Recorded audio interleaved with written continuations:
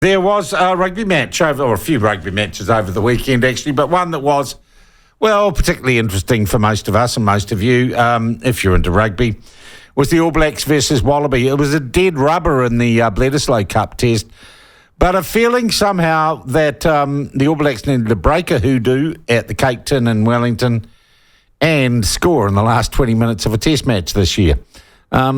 Did they meet those expectations? We're joined now by former All Black coach Laurie Mains. Laurie, how are you? I'm very well, thank you.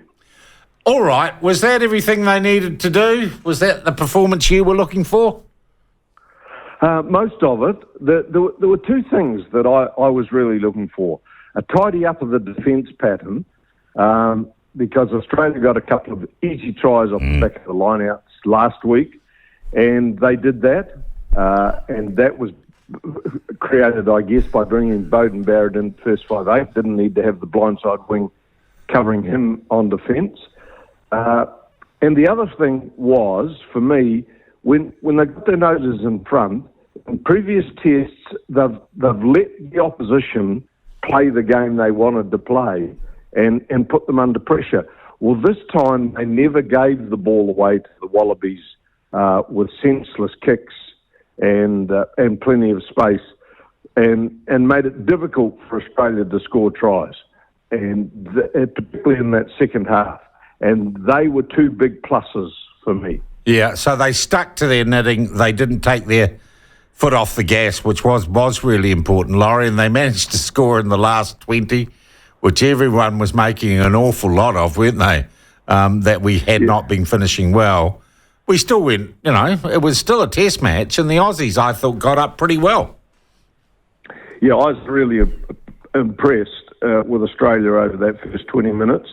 They really put the All Blacks under heat, and the response from the All Blacks was pretty good also. Their defence was really tight, and they really put their heart and soul. There's good spirit in this All Black team. They may not have performed to their best, but there's a real spirit there, and they're sorting a few things out.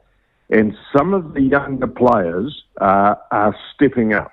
And I've got to say, I wasn't a big fan of Tupu Vai early on. Boy. But he's got better and better and better. And I take my hat off to Scott Robertson for persisting with him, even when things weren't going his way so much. So he's played well over the last couple of games. I think we saw clear definition, like once Ratama came on, the ball was cleared faster from the base, and he's a very active little young player. Yeah. I think he's going to develop good. So, and seeing Will Jordan back at his best. He had a blinder, didn't he, Laurie? He's just fantastic to watch. He creates things out of nothing, and he's a great player. Okay, what are we going to do at first five? Then is Beauden the answer? Can he be the answer, or are we still looking for that piece of the jigsaw puzzle? Well, unfortunately, for the last 4 or 5 years, he's been messed around. After getting 2 years in a row as the Rugby Player of the World as a first 5'8", he started getting moved to full back and various around that back line, and he just needs a bit of time to settle. There were glimpses of his best there. He wasn't at his best, but there were glimpses of it, and he just needs a few games there to settle in and get familiar with the position again, and be told. What he needs to be told is, you're a first 5'8", this is what we want you to concentrate on. So whether there are other players around that are good enough to step up, I don't think so, just at the moment. I haven't seen any that really stand out. Although I do suspect that the young Highlanders first 5'8" may well be seriously in the running within a year or so for that position. Miller, he looks a complete player to me. Yeah. Laurie, win for South Africa. They win the championship. They're the gold standard world rugby at the moment. Well, are they?